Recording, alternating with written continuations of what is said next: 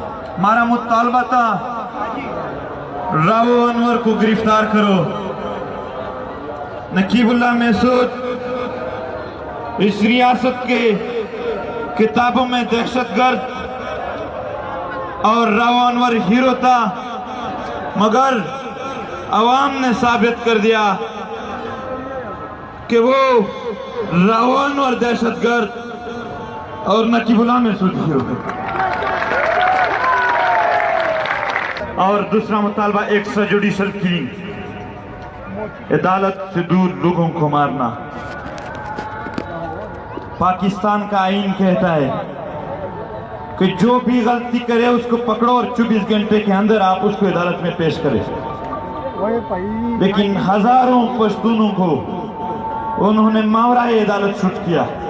ये आईन की पामाली है और आईन का आर्टिकल नंबर 6 कहता है कि जो भी आईन की मतलब आईन को सबोताज करेगा वो गद्दार है। और मिसिंग पर्सन्स, लापता अफराद, हजारों लोगों को उठाया फिर गायब किया। ना आईन ने इजाजत दी, न इंसानियत ने कहा इसको इस तरह रखे, लेकिन इन लोगों को न तो आईन की कोई फिक्र है, न इन लोगों ने इंसानियत का भी सीखा है। और फिर उनसे कारोबार किया।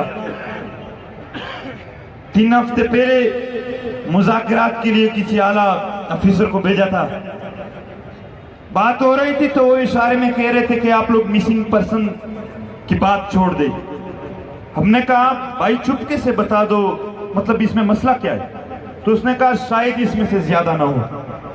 तो हमने आपस में कहा जब वहां से निकल आए कि शायद इन लोगों ने टार्चर सेल में टार्चर करते हो उसको मारे हो, लेकिन फिर जस्टिस ने बता दिया कि तुम्हारे उन पुश्तून भाइयों को उन्होंने फरोख्त कर दिया है।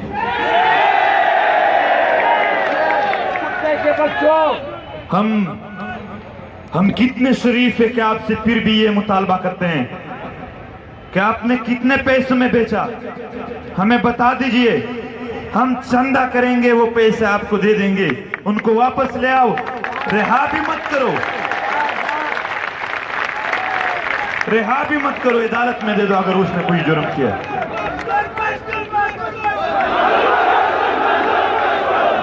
एक्स्ट्रा जुडिशल किलिंग और दीगर मसाइल के लिए हमने ट्रुथ एंड रिकंसिलिएशन कमीशन बनाने का मुतालबा किया। फजल एडवोकेट साहब, आपके बेटे को एपीएस में शहीद कर दिया गया।